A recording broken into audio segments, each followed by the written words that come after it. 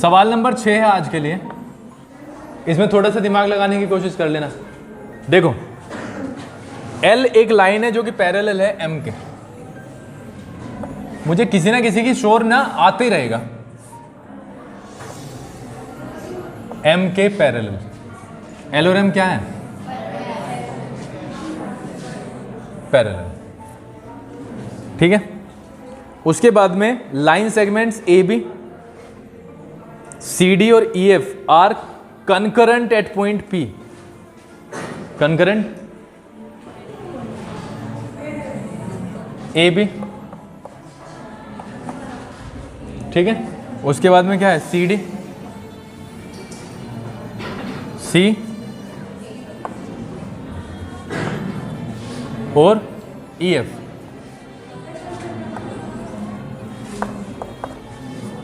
कहाँ पे है ये? P पे, यानी एक ही पॉइंट से जा रहे हैं। प्रूव क्या करना है?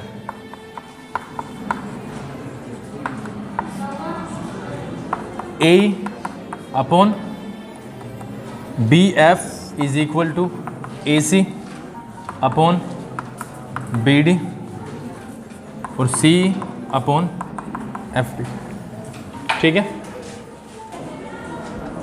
सबसे पहले हम ये देखते हैं कि हमें प्रूव क्या करना है। AE upon BF, AE upon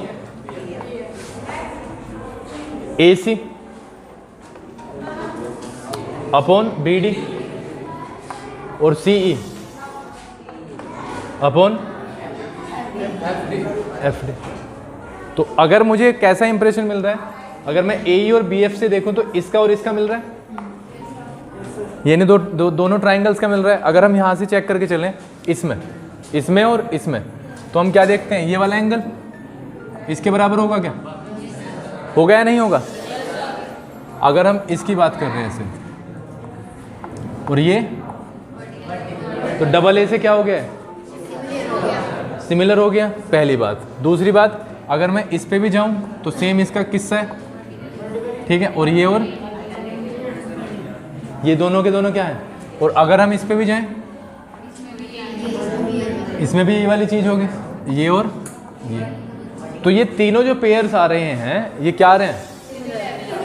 इनके तीनों के जो कोरस्पॉन्डिंग साइड्स हैं उनको हम लिख लेंगे रेशो में, और हमें क्या करना है? ये बनाना है, बस इतना सा सवाल है, ठीक है। जब बोर्ड एग्जाम नज़दीक है, जब इतना सारा हिंट मिल गया, अब इसमें कुछ बचा नहीं है, ठीक है। लेकिन हम पहुंचे कहाँ पे हैं? पहुंचे यहीं से हैं, कंपैरिजन करानी है और कुछ नहीं है भाई। थोड़ा सा तुम देख लो, वे क्या नाम है इनका, क्या कहते हैं इन्हें, 9th वाले।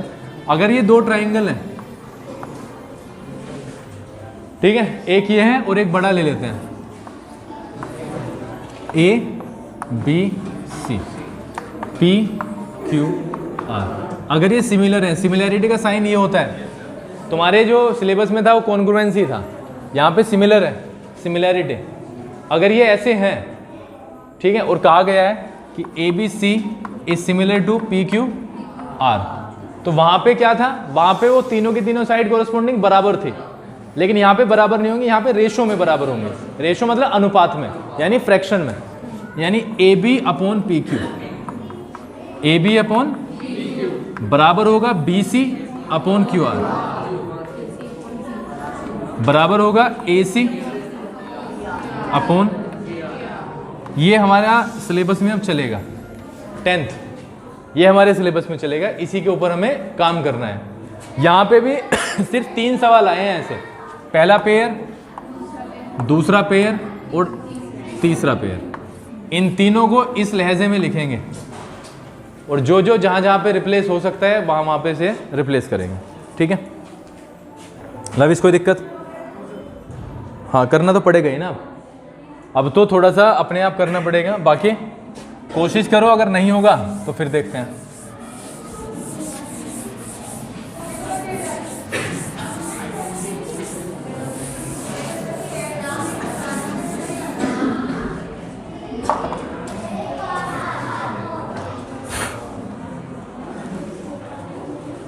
सवाल नंबर 7 शायद है ना, 7वां है ना। इसको इंपॉर्टेंटली समझो। Find the ratio in which, ratio के सवाल आ रहे हैं क्या ज्योमेट्री में?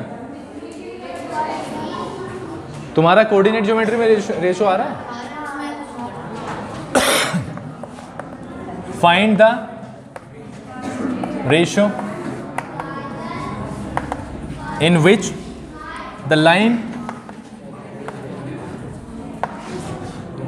2x plus 3y minus 5 is equal to 0 divides the line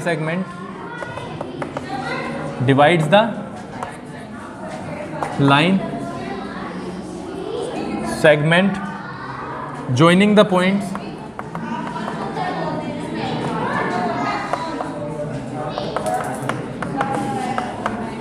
joining the points 8 minus 9 2 1. Also find the coordinates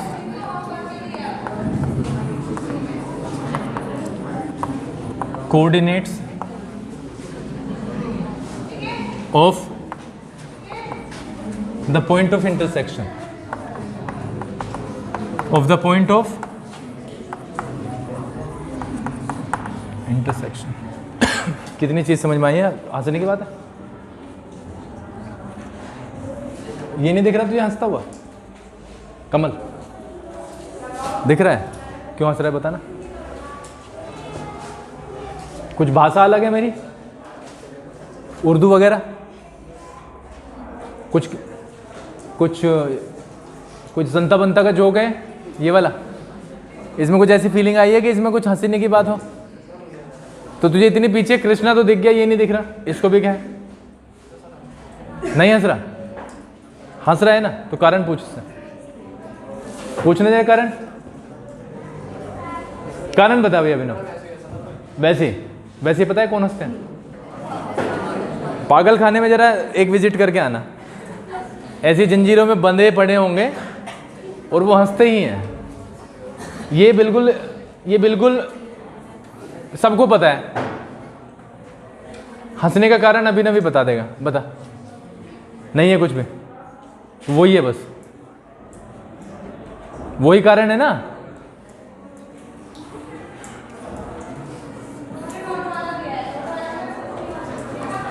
line है एक. सारे बच्चे जरा एक सेकेंड यहां पे देखेंगे. कोई भी एक ये एक चौक है. चौक पे अगर मैं यहां पे हाथ लगा दूं, पॉइंट लगा यहां पे, तो ये किसी ना किसी रेशो में डिवाइड हो गया. रेशो मतलब अनुपात, यानी इतना भाग और इतना भाग कुछ ना कुछ अनुपात बनाएगा, फ्रैक्शन बनेगा. ये लाइन है 10 मीटर की और मैंने यहाँ पे 2 मीटर काट दिया, तो क्या बचा? तो 2:8 हो गया, यानी लीस्ट फॉर्म में 1:4. तो वो क्या कह रहा है कि हमारे पास में लाइन सेगमेंट, लाइन क्या है? 2x + 3y - 5 डिवाइड करती है किसको? लाइन सेगमेंट से. हमने 9th में अभी पढ़ा कि एक लाइन का क्या होता है? इक्वेशन होता है. इक्वेशन जब होता है तो उसके कोऑर्डिनेट्स हमने निकाले ना, x और y. x और प्लेन पे जब हम क्या करेंगे, x y को प्लॉट करेंगे तो ऐसा क्या बनता है? इक्वेशन बनता है. यहां से अगर हम एक चीज देखें तो ये सीधा सीधा हिंदी में क्या समझाना चाह रहा है तुम्हें कि एक फाइंड द रेशो. रेशो प्राप्त करो. रेशो बताओ कितना होगा? जिस रेशो में ये लाइन सेगमेंट, जिस रेशो में ये कुछ नहीं है, लाइन है. ये लाइन का नाम समझो बस तुम अभी. आधी इधर देखना है. ये कोई लाइन है, उसका नाम है. ये लाइन सेगमेंट डिवाइड करता है. ये डिवाइड ही तो किया है. किसको? उस लाइन सेगमेंट को जो ज्वाइन होता है. किसके द्वारा? अगर मैं तुम्हें थोड़ा सा रिमाइंड कराऊं, ये कोई पॉइंट है P, ये कोई पॉइंट है R, इसका है सपोज करो 8 9, इसका है 2 4, ऐसे ही लिख लिया मैंने. तो ये तो माइनस में होगा क्या? ये क्या होगा? इसको ज्वाइन करके ही बनी है लाइन. तो इसका मतलब ये दो कोऑर्डिनेट्स ने एक लाइन तो बनाई है. ठीक है, ये 2 कोऑर्डिनेट्स हैं, उन्होंने एक लाइन ही बनाई है. तो यही कहना चाहता है.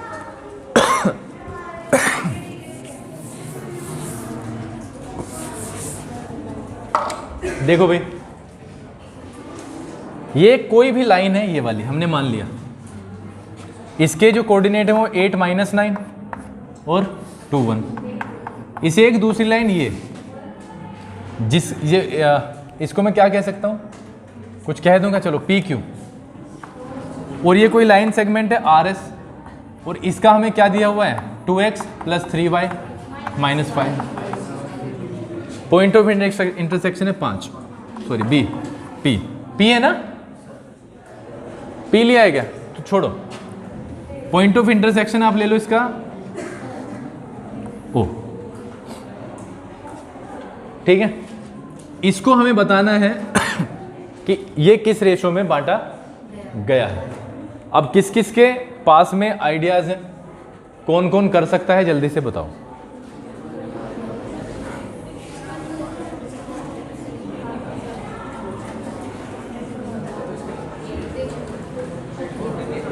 बताओ, हैं किसके किसके कोऑर्डिनेट निकलेंगे, जोर से बोलना है तो बोल। 2x + 3y - 5 = 0 के कोऑर्डिनेट्स निकालेंगे, निकाल लेंगे, निकाल लो।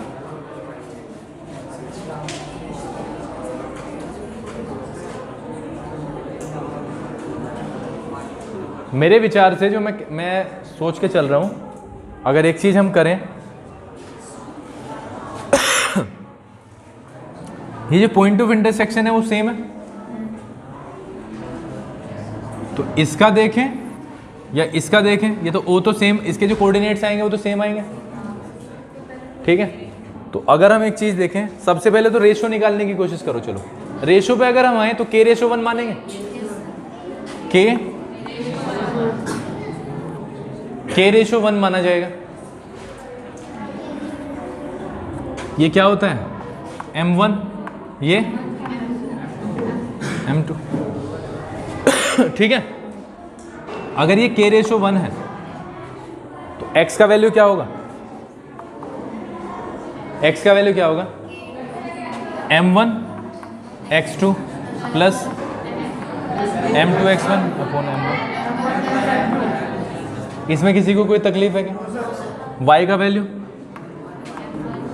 m1 y2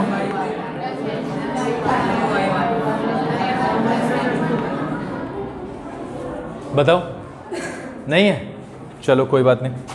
यहां पे आते हैं, m1 का वैल्यू k, x2 का वैल्यू देखो x y, x2 y2, x2 है 2, है या नहीं, प्लस m2 का वैल्यू 1, x1 का वैल्यू 8, m1 k+1, यहाँ से भी y निकाल लेंगे, m1 k, y2 है 1, है या नहीं, m2 है 1 और y1 -9, k+, ठीक है। यहाँ पे 2k हो गया, 2k + 8 / x का वैल्यू आ गया, और y का वैल्यू, y का वैल्यू आया है हमारा k - 9 / k+, यानी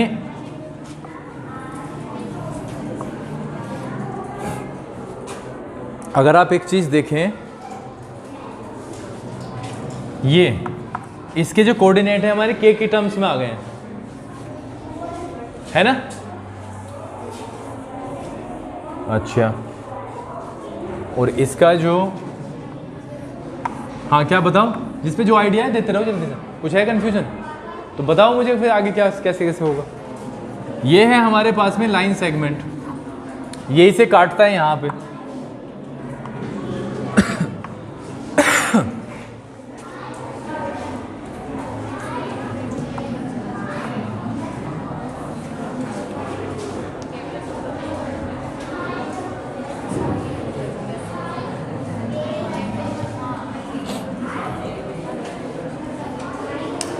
सवाल में कुछ छूटा तो नहीं है हमारा।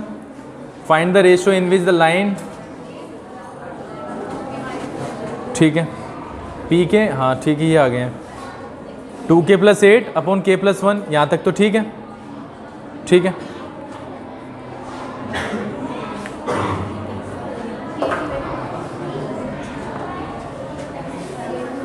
सवाल, find the ratio in which the line 2x + 3y - 5 = 0 divides the line segment joining the points 8, -9 and 2, 1. Also find the coordinates of the point of division. Point of division, ये हमारे पास में क्या है? ये हमारे पास में क्या है? लाइन सेगमेंट है, इसका समीकरण ये है, इक्वेशन ये है, और x और y के वैल्यू हम निकाल सकें। इन x और y के वैल्यू को मैं यहाँ पे रख रहा हूँ, ये x का और y का वैल्यू यहाँ पे रख के देखते हैं, देखो क्या निकलेगा। करें, x का value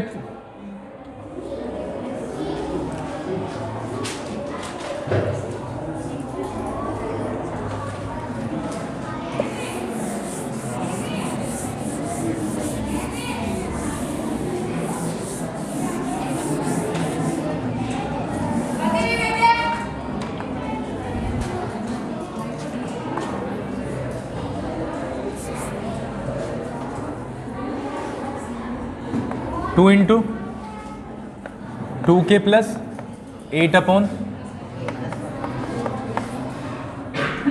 plus 3 into k - 9 upon, ठीक है, बराबर किसके आ गया? 5 के। यहाँ से क्या मिलता है हमें? 4k + 16 upon plus 3k - 27 upon, ठीक है, k + 1 4k + 16 + 3k - 27, इसे 5k + 5 कर सकता हूँ क्या? बताओ, किसी को कोई कंफ्यूजन होता? ये 5 ही था भाई, तो k + 1 नीचे मल्टीप्लाई कर दिया 5k + 5, ठीक है। सोल्व करते हैं इसे, 4 और 3 7, इधर आके 2k हो गया। नाउ 16 और ये यहाँ से 11, इधर आके 16, k का वैल्यू 8, k का वैल्यू क्या आ गया? 8 आ गया।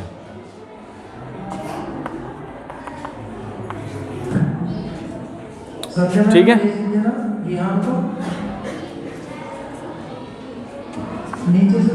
नीचे तक भेज देना।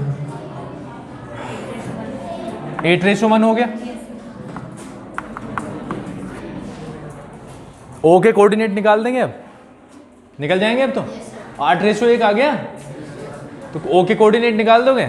लेकिन फिर भी थोड़ा सा 8 आ रहा है। पॉइंट ऑफ इंटरसेक्शन इन्होंने P लिया है, हमने क्या लिया है? Q लिया है, वो सॉरी O लिया है। और ठीक है, अब तो बस पॉइंट ऑफ इंटरसेक्शन निकालना है।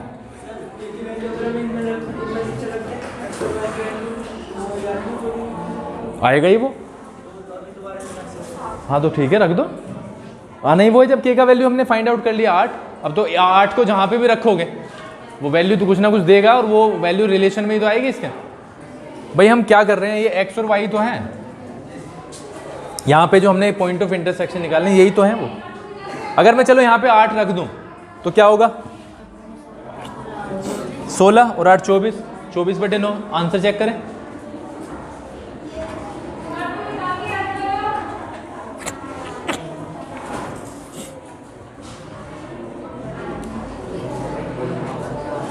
ठीक है, यही है, ऐसे ही है। हमारा जो मेन सवाल यही था कि हमें k का वैल्यू निकालना है। k का वैल्यू निकल चुका है। 10वीं जो नहीं है उसके समझ में कम आया होगा, लेकिन उस बात से कोई फ़र्क नहीं पड़ता। दोबारा में जब करेंगे तो अपने आप आ जाएगा। तुम्हारे आ गया है नहीं आ गया, इससे बात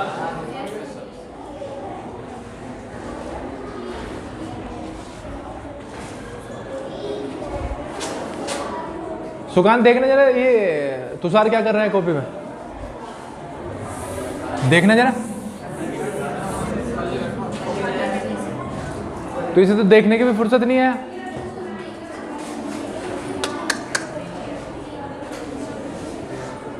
इसे तो देखने की फुर्सत नहीं है।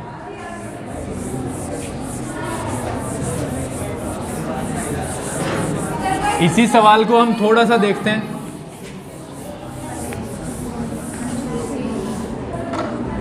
इसी सवाल को क्या क्या किया है, क्या क्या किया गया है उसमें, वो ये किया गया है कि दो, सपोज करो एक पॉइंट ये है और दूसरा पॉइंट ये है, 9th वाले भी समझे जरा। एक पॉइंट ये है, दूसरा पॉइंट ये है। एक पॉइंट के कोऑर्डिनेट्स 4, 5 और इसके कोऑर्डिनेट्स हैं 8, 9। दो पॉइंट्स को मिला करके एक लाइन सेगमेंट बनता है, ये सबको पता है, ठीक है। इसका मतलब अगर कोई ऐसी लैंग्वेज आती है कि दो ये दिए हुए हैं और उनको उनकी एक लाइन बनाई गई है, तो इससे इस बात से कोई कंफ्यूजन नहीं होना।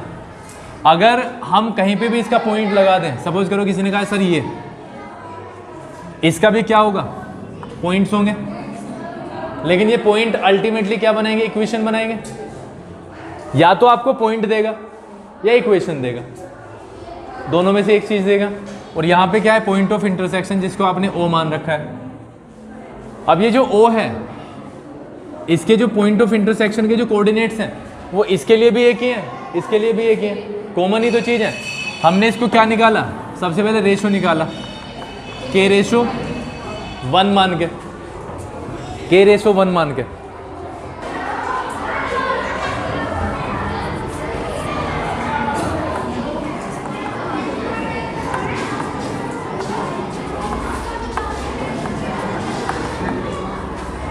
अब तो ठीक है।